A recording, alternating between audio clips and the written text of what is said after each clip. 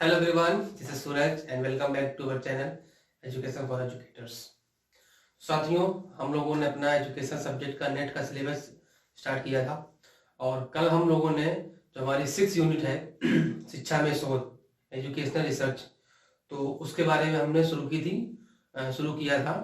तो last lecture में हम लोगों ने रिसर्च के बारे में समझा था कि रिसर्च क्या होता है और क्या क्या हम कौन कौन रिसर्च होते हैं, सब चीजें हम लोगों ने डिटेल में एकदम विधिवत तरीके से रिसर्च के बारे में जानकारी कर ली थी। ठीक है, आज का लेक्चर है, थोड़ा उससे आगे बढ़ते हैं उसी टॉपिक में। आज का जो लेक्चर है हमारा वो एजुकेशनल रिसर्च पर होने वाला है। ठीक है, जो हमारी यूनिट है उसका जो पहला टॉपिक है वो वही है एजुकेशनल रिसर्च। तो उसी पर चर्चा करेंगे कि एजुकेशनल रिसर्च क्या होती है। ठीक है, तो वीडियो में लास्ट तक बने रहिएगा। तो आज हम बात कर देंगे एजुकेशनल रिसर्च यानी कि शिक्षा में शोध, मतलब उसको अगर ऐसे लिखें तो लिख सकते हैं हम लोग शैक्षिक शोध, शैक्षिक और शोध। अनुसंधान बड़ा टर्म हो जाता है इसलिए उसको हम शोध लिख देते हैं। ठीक है, तो बात वही है शैक्षिक शोध। इंग्लिश में लिखें तो एजुकेशनल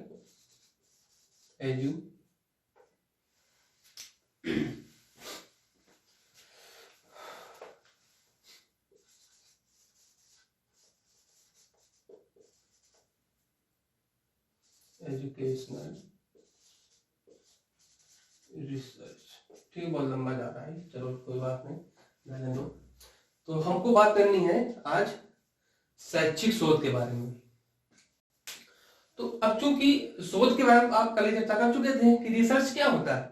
री प्लस सर्च, री मतलब दोबारा, सर्च मतलब खोज करना, यानी कि बार बार खोज करना है ना। कोई भी समस्या हमारे सामने होती है, उस समस्या के समाधान के लिए हम जब भी बार बार प्रयोग करते हैं, बार बार खोज करते हैं, उसी को हम क्या बोलते हैं, रिसर्च यानी कि शोध। यदि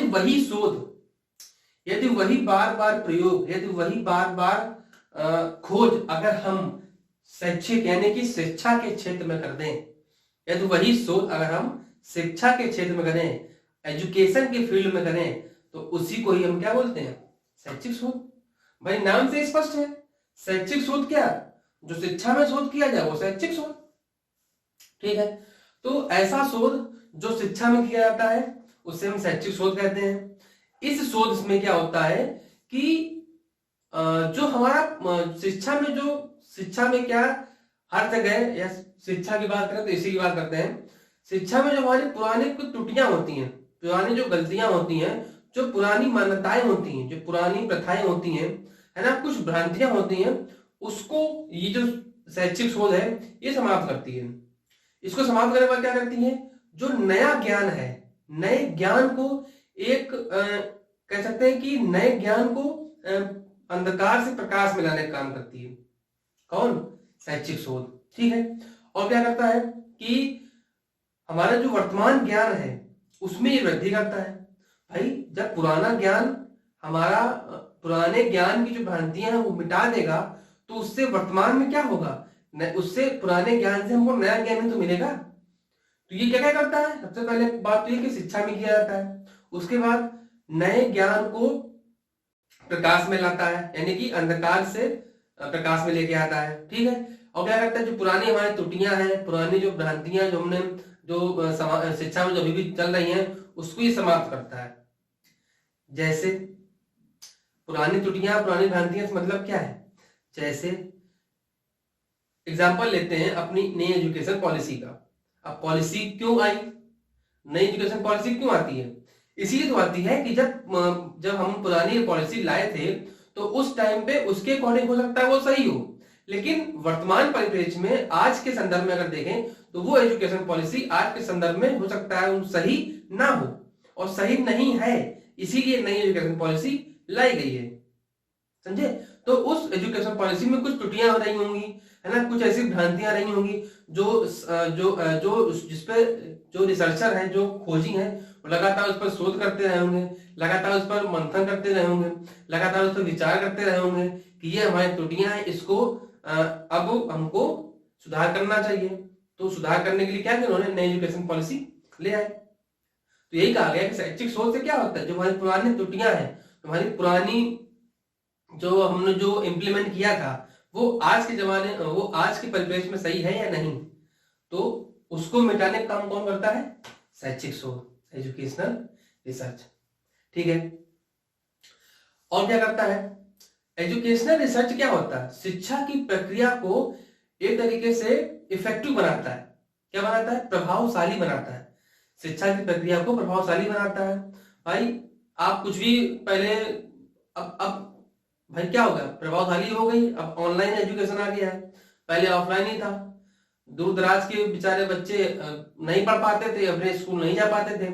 अब क्या आ गया, अब इफेक्टिव हो गया, अब आप घर में बैठे बैठे पढ़ सकते हो। तो ये कैसे पॉसिबल है, ये रिसर्च ही हुआ है, ये किसी ने खोज किया होगा, तभी तो ऑनलाइन एजुकेशन आ पाया है ना। तो शैक्षिक शोध क्या करता है, शिक्षा की प्रक्रिया को प्रभावशाली भी बनाता है। और शैक्षिक शोध का जो लक्ष्य होता है, जो अंतिम लक्ष्य होता है, जो अंतिम उद्देश्य होता है, वो क्या होता है, जो नियम होते हैं, जो सिद्धांत होते हैं, उनका प्रतिपादन भी करता है ना। जब आप कोई चीज करोगे, जब आप कहते हो भैया ये पूरी तरीके से सत्य है, तो वही सत्य चीज क्या बन जाती है, एक नियम बन जाती है ना, एक सिद्धांत बन जाती है। तो जो शैक्षिक शोध है हमारा, सबसे पहली बात तो यही कि शिक्षा में किया जाता है, ऐसा शोध जो शिक्षा में किया जाए शैक्षिक शोध कहलाता है। ठीक है, और ये क्या करता है, और उसमें क्या क्या होता है कि नए ज्ञान को प्रकाश में लाता है, पुरानी त्रुटियां जो है, हमारी पुरानी जो कमियां थी उनको ये समाप्त करता है, वर्तमान ज्ञान में हमारी वृद्धि करता है। और जो अंतिम शैक्षिक शोध का जो अंतिम लक्ष्य क्या होता है, वो जो सिद्धांत है ना, वो जो आपके नियम है, जो आप नियम कायदे हैं, उनका प्रतिपादन भी करता है। और जो शैक्षिक शोध है वो हमारा शिक्षा को एक तरीके से बहुत ही इफेक्टिव बनाता है, प्रभावशाली बनाता है। ठीक, तो ये था हमारा शैक्षिक शोध। ठीक है, अब हम बात करते हैं इसकी प्रकृति के बारे में, जानते हैं कि इसकी क्या प्रकृति होती है।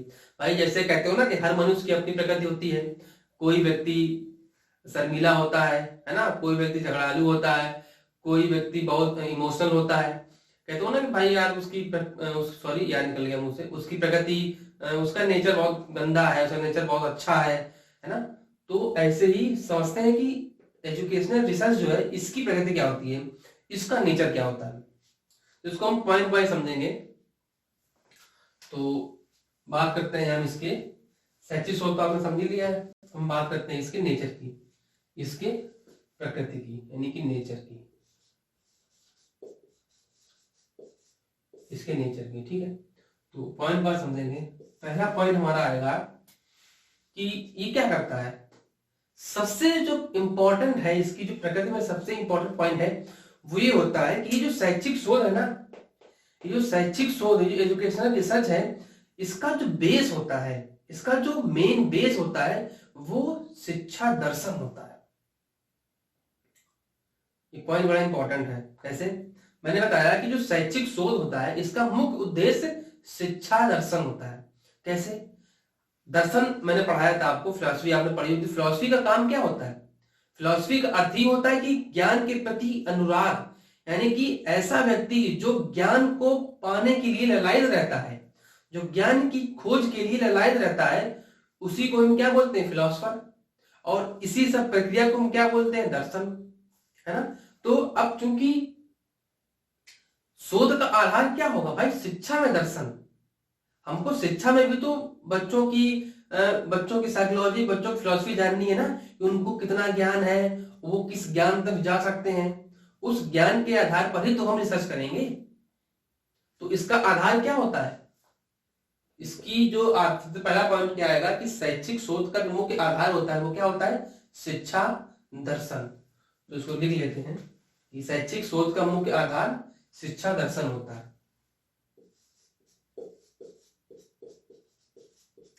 शैक्षिक शोध का मुख्य आधार, इतना लंबा लिख रहे हैं पहली लाइन, बाकी शॉर्ट में लिखेंगे। मुख्य आधार क्या होता है, छोड़ो इसको, लाइन को हटा ही देते हैं, हम लोग स्कूल लेवल पर नहीं पढ़ रहे हैं। क्या होता है? शिक्षा दर्शन। इससे आप समझ जाएंगे केवल शिक्षा दर्शन, ठीक है, इससे आप समझ जाएंगे क्या लिखा है शिक्षा दर्शन। तो सबसे पहला पॉइंट क्या था कि शैक्षिक शोध का जो मुख्य आधार होता है वो क्या होता है? शिक्षा दर्शन होता है, ठीक है। सेकेंड पॉइंट में हम कह सकते हैं कि जो सॉरी जो हमारा एजुकेशन रिसर्च होता है ना, वो हमारी अपनी सूझबूझ और अपनी चिंतन शक्ति यानी कि अपनी कल्पना शक्ति पर आधारित होता है। ये जो शोध, सेकंड पॉइंट क्या है? ये शोध होता है ना, इसकी प्रकृति में सेकंड पॉइंट क्या है? जो शोध होता है वो सूझबूझ और कल्पना पर आधारित होता है ना। हम ऐसे कुछ भी नहीं कर सकते हैं, हमको कुछ भी सोचना है, कुछ भी कल्पना करनी है तो वो एक सूझ के अनुसार करनी है, एक सूझबूझ के साथ करनी है, कुछ भी ऐसे कुछ भी नहीं मान लेना है, ठीक। तो क्या करना है? शैक्षिक सूझ जो होता है वो सूझ और कल्पना पर आधारित होता है। तो सेकंड पॉइंट में लिख सकते हैं कि सूझ और ये वाले लिख सकते हैं कल्पना पर आधारित होता है। इस पर कल्पना मतलब क्या है? सोचना यानी थिंकिंग करना। सूझबूझ मतलब क्या है? आपकी बुद्धि पर यानी कि शोध की बुद्धि पर आधारित होता है, ठीक है। तीसरा पॉइंट में हम देखेंगे कि जो शैक्षिक शोध होता है वो निगमनात्मक यानी कि निगमन विधि आपने पढ़ी होगी, विधि होती है आगमन और निगमन। तो जो शोध होता है वो निगमनात्मक तर्क का प्रयोग होता है, तर्क का प्रयोग करता है, ठीक है। तो तीसरा पॉइंट है ये निगमनात्मक तर्क का प्रयोग करता है, निगमनात्मक तर्क का प्रयोग करता है। अब निगमन तो हम पढ़ा हुआ ना कि आगमन निगमन। भाई निगमन में क्या होता है? सबसे पहले हम कोई भी नियम बना लेते हैं, उसी नियम के अनुसार ही हम उदाहरणों द्वारा उसकी पुष्टि करते हैं। तो शैक्षिक शोध भी यही करता है, निगमनात्मक तर्क का प्रयोग करता है, ठीक है। और क्या होता है? और एक पॉइंट ये होता है कि जो शैक्षिक शोध होता है ना, ये कार्य और उसके पीछे का कारण, हम जो कार्य कर रहे हैं उसके पीछे का कारण क्या है, उन दोनों के आपस में संबंध पर बेस्ड होता है। यानी कि शैक्षिक शोध होता है वो कार्य और कारण के संबंध पर आधारित होता है। तो एक पॉइंट ये भी लिख सकते हैं कि कार्य कारण में संबंध होता है, कार्य और कारण में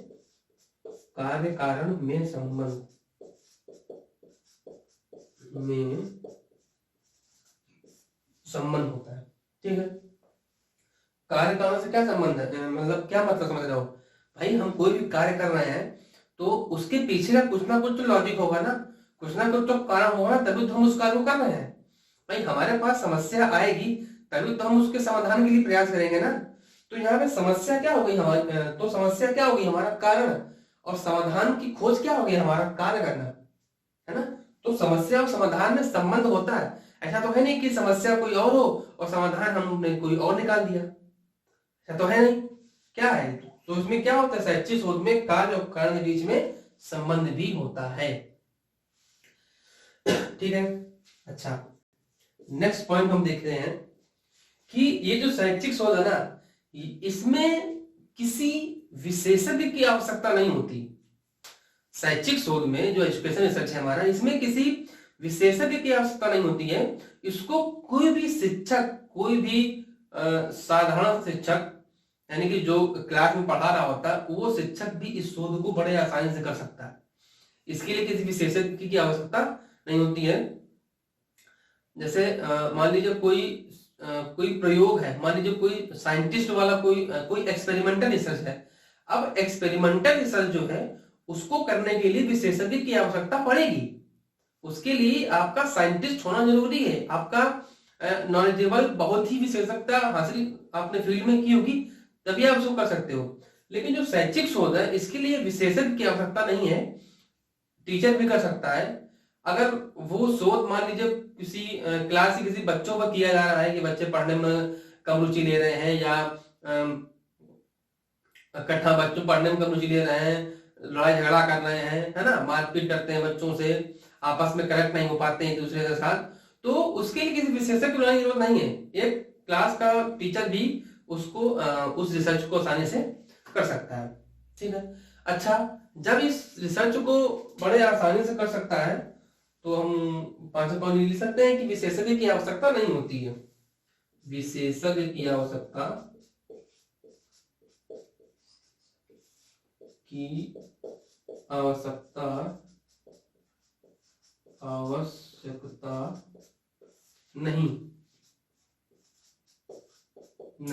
चलो, इसमें क्या है, विशेषज्ञ की कोई आवश्यकता नहीं, इसको साधारणतः नॉर्मल सा अध्यापक भी इसको कर सकता है। ठीक है, और इसकी क्या प्रकृति होती है, इसका नेचर क्या होता है।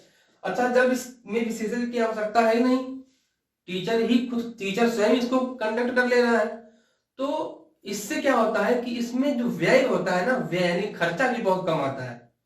तो एक प्रकार से कह सकते हैं कि ये कम खर्चीला भी होता है, कम खर्चीली। ये क्या होती है, कम खर्चीली भी होती है, कम खर्चीली। ठीक है, कम खर्चीली, तो कम खर्चीली भी होती है, जो कि आप इसको एक साधारणतः टीचर भी इस शोध को कर सकता है, तो उसमें खर्चा भी कम आएगा। भाई अगर आपको अपने क्लास से करना है तो आपको कहीं बाहर जाने की जरूरत ही नहीं है, ना कहीं आपको डेटा कलेक्ट करने जाना है, ना कहीं आपको ट्रेवल करना है जो खर्चा होगा, नहीं आपको बहुत सारे तथ्य इकट्ठे करने होंगे। आपको जो कुछ करना होगा उसी क्लास के बच्चों के लिए ही करना होगा, तो ज्यादा खर्चा भी नहीं आता है। ठीक है, एक इंपॉर्टेंट पॉइंट याद आ गया, यहां लिख देता हूं 7 नंबर, कि इस विधि में अंतर विषयात्मक पद्धति का प्रयोग होता है। अंतर लिख लेते हुए समझाते हैं आपको, अंतर विषयात्मक पद्धति, अंतर विषयात्मक पद्धति। अंतर विषयात्मक पद्धति क्या होता है, ऐसी पद्धति मतलब क्या होता है, प्रोसेस या अप्रोच, है ना, या हाँ पद्धति, अप्रोच या सोच। तो अंतर विषयात्मक मतलब क्या है, विषय। अंतर विषय मतलब होता है 2 से 3 विषय जो होते हैं वो आपस में संबंधित होते हैं। जैसे यहाँ था ना कार्य कारण में संबंध, ऐसे इसमें क्या है कि अंतर विषयात्मक पद्धति का प्रयोग होता है, यानी कि शैक्षिक शोध में 2 या 2 से अधिक विषय जो होते हैं वो आपस में संबंधित होते हैं। विषय से मतलब है कि आप जिस फील्ड में काम कर रहे हो, उसमें आप कौन कौन सा तथ्य इकट्ठा कर रहे हो, तो उनको क्या बोलते हैं, विषय। तो उन विषयों का आपस में संबंधित होते हैं, तो उस पद्धति का यूज होता है इसमें 2 या 2 से अधिक विषय जो होते हैं वो आपस में संबंध रखते हैं, आपस में कनेक्ट होते हैं, आपस में संबंधित होते हैं एक दूसरे से। ठीक है, तो ये था हमारा नेचर। शैक्षिक शोध में क्या पढ़ा आपने, शिक्षा में प्रयोग किया जाता है, नए ज्ञान को प्रकाश में लाती है, पुराने ज्ञान को दूर करती है, हमारी त्रुटियों को, हमारी कमियों को, हमारी जो भ्रांतियां उसको समाप्त करती है, और शिक्षा की प्रक्रिया को प्रभावशाली बनाती है ना, सिद्धांतों और नियमों का प्रतिपादन करती है। ठीक है, और क्या है कि वर्तमान ज्ञान में वृद्धि करती है। फिर देखा हमने इसका नेचर क्या है, तो शिक्षा दर्शन का इसका जो आधार है वो क्या है, शिक्षा दर्शन पर बेस्ड है ना। कोई भी काम करेंगे आप तो उसको दर्शन के अनुसार ही करेंगे। फिर क्या है, सूझ और कल्पना पर आधारित होती है, यानी कि शोध है वो अपने सूझबूझ और कल्पना शक्ति पर आधारित होती है। फिर इस पर निगमनात्मक तर्क का प्रयोग किया जाता है। फिर कार्य और कारण में संबंध होता है, यानी कि जो भी कार्य आप कर रहे हैं उसके पीछे का क्या कारण है, उसमें आपस में दोनों आपस में कनेक्ट होते हैं। इसमें विशेषज्ञ की आवश्यकता नहीं होती है, कोई भी अध्यापक इसको अच्छे से आसानी से इसको संचालित कर सकता है। और इसके बावजूद क्या होती है, कम खर्चीली भी होती है, क्योंकि एक टीचर भी कर सकता है तो खर्चा भी नहीं आता ज्यादा, और कई सारे विषयों का आपस में संबंध होता है। ठीक है, ये थी इसकी नेचर। अब हम समझते हैं कि शैक्षिक शोध की हमको इसकी नीड क्या है, क्या इसकी आवश्यकता है। ठीक है, तो अब समझते हैं कि इसकी आवश्यकता क्या है।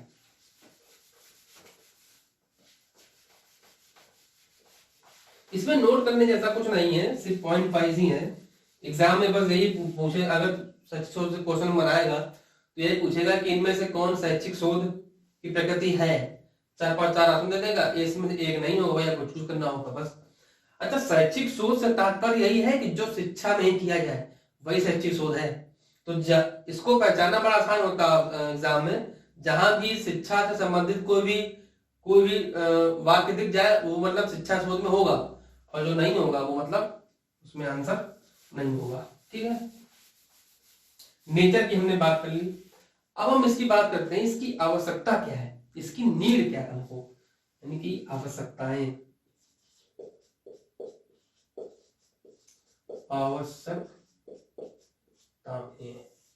इसकी आवश्यकताएं क्या क्या है। ठीक, इसको भी पॉइंट वाइज समझ लेते हैं हम लोग।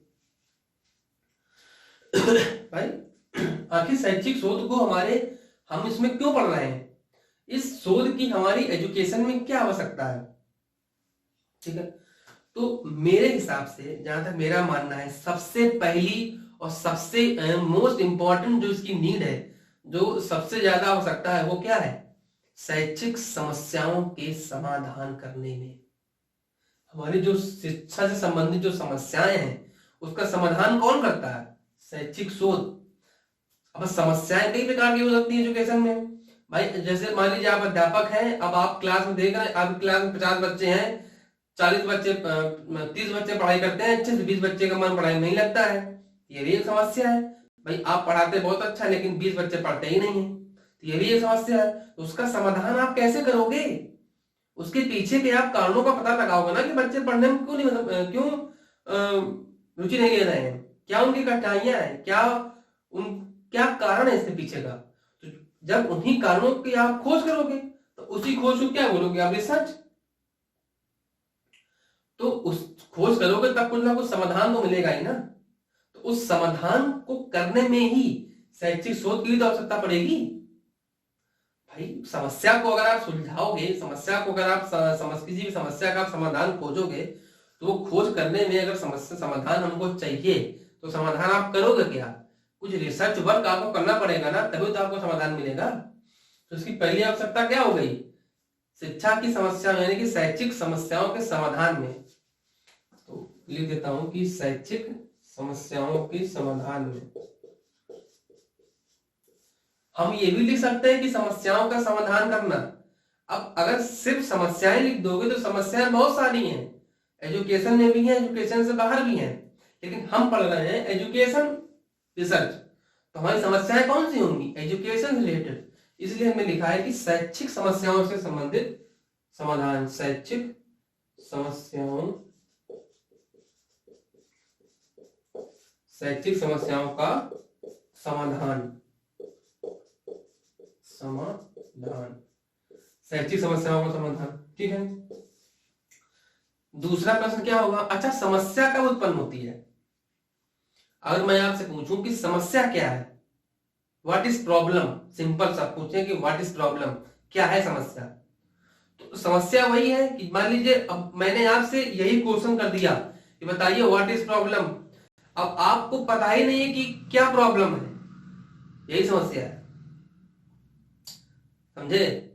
मैंने आपसे कहा कि अच्छा मैं एक प्रश्न कर रहा हूं, प्रश्न क्या है, व्हाट इज प्रॉब्लम, समस्या क्या है। अब आपको उसका उत्तर आता ही नहीं है, तो यही समस्या है। अगर इसको हम डिफाइन करें कि समस्या क्या है, समस्या क्या है, जब हमको किसी प्रश्न का उत्तर नहीं आता है वही क्या होती समस्या। तो इसकी एक आवश्यकता ये भी है, क्या आवश्यकता है कि प्रश्नों का उत्तर ज्ञात करने में भी हमें इसकी आवश्यकता पड़ती है। अब हमको किसी प्रश्न का उत्तर नहीं पता है तो हम क्या करेंगे, हम उसका आंसर ढूंढने का प्रयास करेंगे, हम उसका आंसर खोजने का प्रयास करेंगे, हम उसका आंसर सर्च करने का प्रयास करेंगे।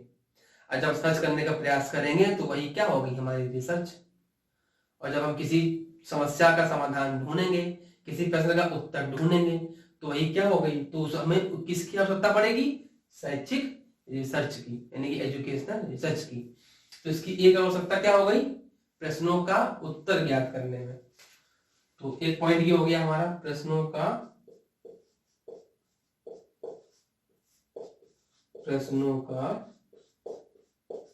उत्तर ज्ञात करने में।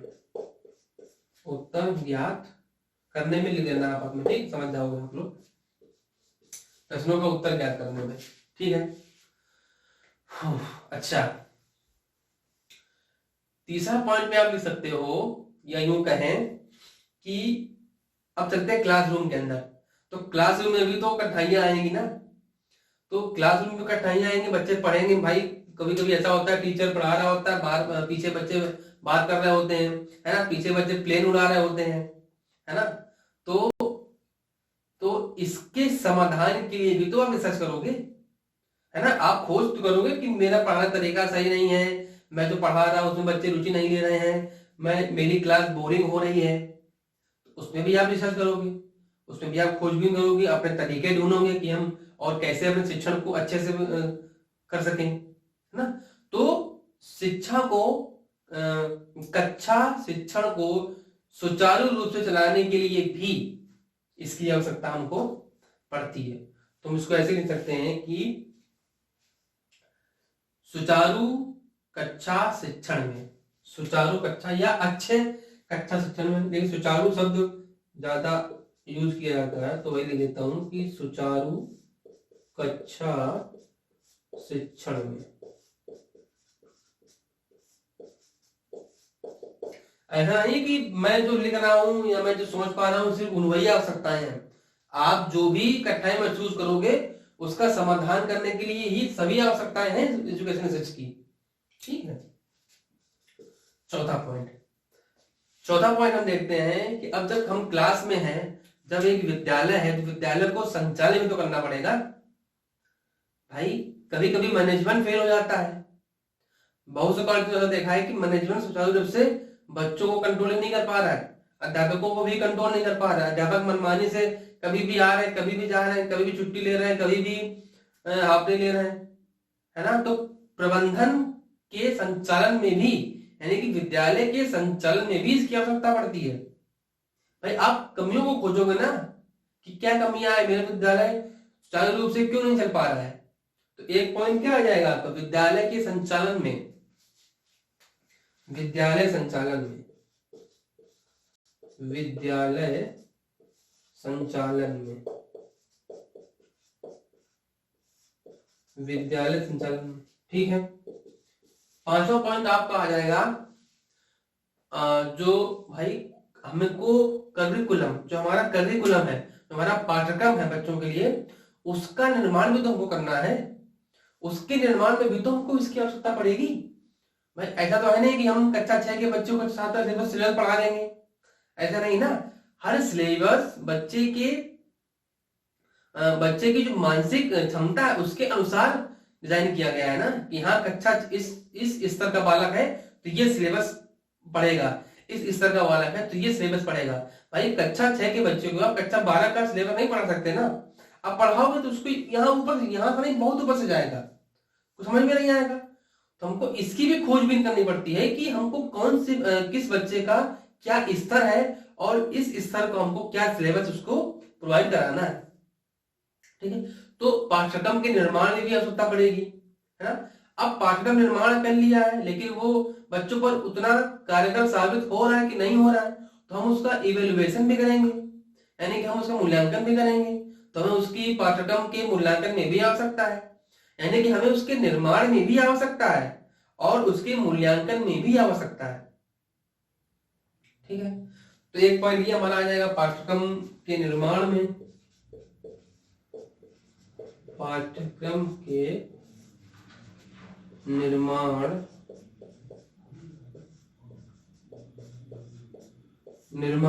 और इसी में लिख सकते हैं या उसका मूल्यांकन करने में,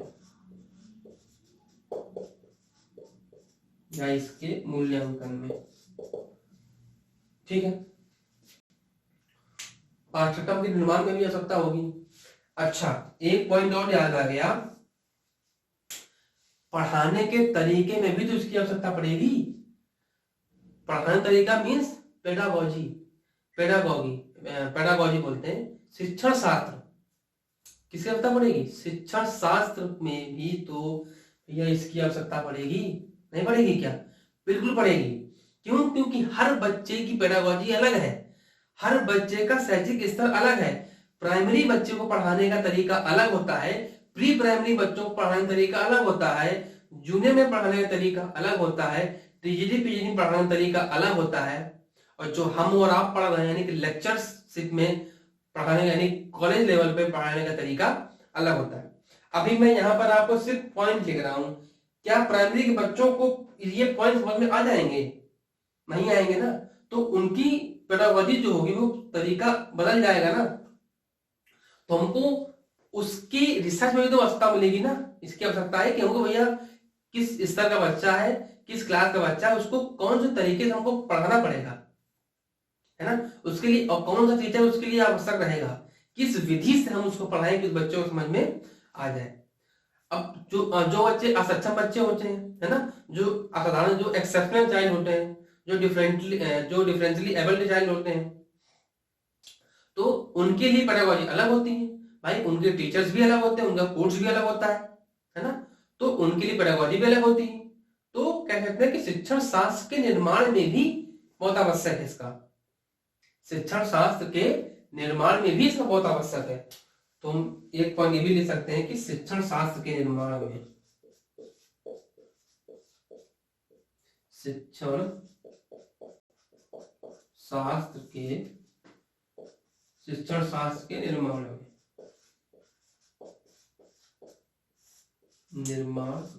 ठीक है।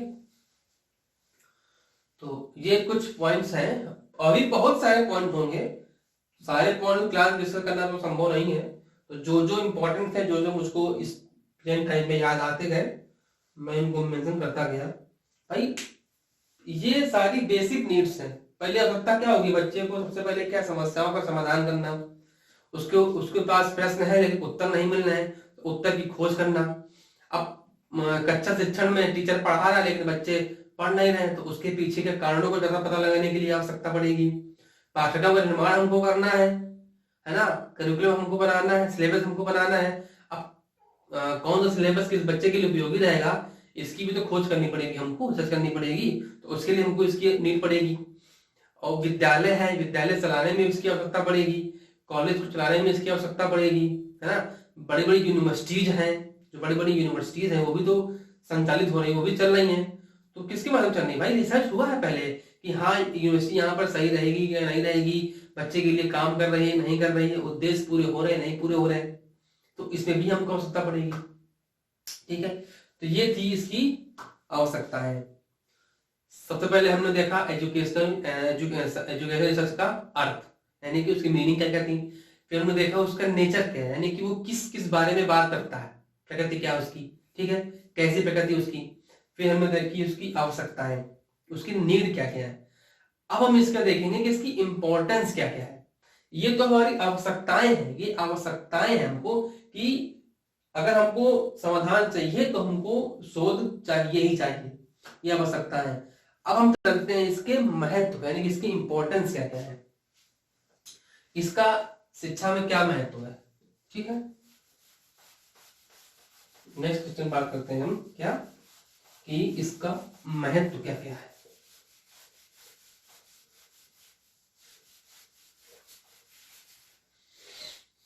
आवश्यकताएं देख ली, प्रकृति देख ली, अर्थ देख लिया, अब हम चल रहे हैं इसके महत्व पर। सॉरी, महत्व पर। तो सबसे पहला महत्व क्या होगा? सबसे पहला अगर महत्व देखा जाए तो शैक्षिक शोध का इंपॉर्टेंस क्या होती है? ज्ञान जो हमारी नॉलेज है उसका विकास करती है। शोध से क्या होता है, हमारी जो नॉलेज है वो बढ़ती है ना। जैसे क्या, जो हमारी नॉलेज, हमारी पुरानी नॉलेज जो हमारी है, अगर उस पर आप रिसर्च करोगे, कुछ भी आप रिसर्च करोगे तो हमको कुछ नया मिलेगा ना, है ना। अगर हम किसी बच्चे पर काम कर रहे हैं, मान लीजिए अगर किसी बच्चे की शैक्षणिक स्थिति पता लगाने की कोशिश कर रहे हैं, पढ़ने में कैसा है ये, कितने घंटे में कितना पढ़ता है, तो हम उसकी वो क्वालिटीज को दूसरे में उपयोग कर सकते हैं, तो उससे हमको कुछ ना कुछ जानकारी मिलेगी। तो एक आवश्यकता, एक इसका महत्व तो क्या होता है कि ज्ञान के विकास में ये सहायक होती है। यानी कि शैक्षिक शोध का महत्व होता है कि ज्ञान के विकास में भी ये सहायक होती है, ज्ञान के विकास में सहायक, ठीक है, ज्ञान के विकास में सहायक। अब होती है नहीं लिखेंगे, समझ जाएंगे आप लोग, ज्ञान के विकास में सहायक, ठीक है। पहला इसका इंपॉर्टेंस। दूसरा इंपॉर्टेंस क्या होता है कि अच्छा ज्ञान तो मिलता है, ज्ञान के विकास में सहायक तो है, लेकिन ज्ञान कैसा, सत्य ज्ञान होना चाहिए। रिसर्च से हमको क्या मिलता है, हमको सत्य मालूम लगता है, हमको प्रमाणिकता मिलती है, हमको एग्जैक्टनेस मालूम लगती है कि सत्य क्या है, वास्तविक क्या है। तो दूसरा इसका महत्व तो क्या आ जाएगा, सत्य ज्ञान की खोज में सहायक। सबसे पहले क्या कि ज्ञान तो मिलेगा, लेकिन कैसे ज्ञान मिलेगा, सत्य ज्ञान की खोज में बाकी सहायक, ठीक है भाई। इसकी इंपॉर्टेंस क्या है, सबसे पहले क्या है, ज्ञान का विकास करती है, यानी कि हमको नए नए ज्ञान, अगर हम एजुकेशन में रिसर्च करते रहेंगे तो मेरे सामने नया नया ज्ञान प्रस्फुटित होकर हमारे सम्मुख आते रहेंगे, हमारे समझ प्रकट होते रहेंगे, ठीक है। और कैसा ज्ञान, जो भी ज्ञान हमको रिसर्च से हमको जो भी ज्ञान मिलेगा वो एकदम कैसा होगा, एकदम सत्य होगा, एकदम ट्रुथ होगा, एकदम एग्जैक्ट होगा, एकदम प्रमाणीकृत होगा, ठीक है। तीसरा इसका क्या महत्व है कि जैसे इसकी आवश्यकता थी कि समस्या का समाधान करना, तो ऐसे इसका एक महत्व भी है कि ये छात्रों की समस्याओं का समाधान भी कर देती है। तो ये भी पॉइंट महत्व में आ सकता है कि छात्रों की समस्याओं का समाधान, ये आवश्यकता और महत्व लगभग पॉइंट सेम ही होते हैं, लेकिन भी इसमें अलग से करा दे रहा हूं। छात्रों की समस्याओं का समाधान, छात्रों की समस्याओं का समाधान, ठीक है, छात्रों की समस्याओं का समाधान। अच्छा एक और इंपॉर्टेंस क्या है इसकी कि ये शिक्षा को प्रभावशाली बनाता है, शिक्षा को ये इतना इफेक्टिव बना देता है। शैक्षिक शोध क्या है, शिक्षा को इफेक्टिव बना देता है। भाई कैसे बनाएगा, इसकी आवश्यकता क्या है कि इसकी आवश्यकता पढ़ा था हमने कि कक्षा शिक्षण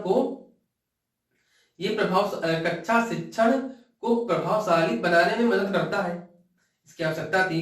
जब उस कक्षा शिक्षण को हम सुचारू रूप से चला सकेंगे तो हमारी शिक्षा कैसी हो जाएगी, प्रभावशाली हो जाएगी। मान लीजिए हम आपको पढ़ा रहे हैं लेकिन आप पढ़ने में इंटरेस्ट नहीं ले रहे हैं, है ना। जैसे कोई टीचर पढ़ा रहा है सामने ब्लैक बोर्ड पे, अब बच्चे पढ़ने में इंटरेस्ट नहीं ले रहे हैं, बार बार उनको नींद आ रही है या वो शैतानी कर रहे हैं, तो जब आप उसके पीछे कारणों का पता लगा कि उसको जो कारण होंगे उनको जो आप इम्प्लीमेंट करोगे तो कुछ सुधार तो होगा। सुधार होगा, शिक्षा कैसी होगी, हमारी प्रभावशाली बनेगी। तो कह सकते हैं कि शिक्षा को प्रभावशाली बनाने में भी सहायक होता है। तो एक पॉइंट लिख सकते हैं, शिक्षा को प्रभावशाली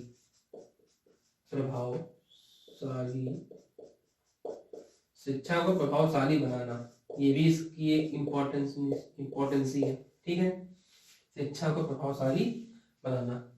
अच्छा पांचवा पॉइंट क्या आ जाएगा कि इसकी एक इम्पोर्टेंस ये है कि ये अध्यापक के लिए एक पथ प्रदर्शक, एक दृष्टि कह सकते हैं कि दृष्टिकोण, एक मार्गदर्शक काम करती है। कैसे, आई बताया था, कोई शिक्षक है, उसको पढ़ाने उस बच्चे से पढ़ने में रुचि नहीं ले रहे हैं, वो अपनी कक्षा में कठिनाई का अनुभव कर रहा है, ठीक है। तो अब वो रिसर्च उसको क्या करेगी, उसको रास्ता दिखा देगी कि भैया इन ये कारण है, इन कारणों का पता लगा लोगे तो आपका शिक्षा जो प्रभावशाली बन जाएगा। तो क्या करती है, अध्यापक के लिए एक पथ प्रदर्शक का भी कार्य करती है। तो कह सकते हैं कि अध्यापक का पथ प्रदर्शक या मार्गदर्शक, कुछ भी लिख सकते हो, पथ प्रदर्शक, ठीक है। ये क्या होती है, अध्यापक का पथ प्रदर्शक होती है, ठीक है। 6 पॉइंट में हम बात कर सकते हैं कि शिक्षा की जो, भाई अब शिक्षा है, एजुकेशन है, बालक घर से कॉलेज जा रहा है, एजुकेशन लेने जा रहा है, तो एजुकेशन के भी तो कुछ उद्देश्य होते होंगे ना, एजुकेशन के भी तो कुछ गोल होते होंगे ना, कि हाँ अगर ये बालक मेरे पास एजुकेशन लेने आया है तो मेरा ये उद्देश्य है कि हम उसको एजुकेशन प्रॉपर तरीके से प्रोवाइड कराएं। ठीक है, अगर वो उद्देश्य पूरे नहीं होते हैं तो फिर क्या होता है, फिर रिसर्च की आवश्यकता पड़ती है कि भैया हमसे क्या कमी रह गई, कहाँ त्रुटि रह गई, क्यों हम उसको क्यों उसका शैक्षिक स्तर हम उसका डेवलप नहीं कर पाए, है ना। तो एक पॉइंट ये भी आ सकता है कि जो शिक्षा का उद्देश्य होता है, उद्देश्य की प्राप्ति में भी एक साधन का काम करती है। तो एक पॉइंट ये भी कर सकते हैं कि उद्देश्य की प्राप्ति में भी सहायक होती है।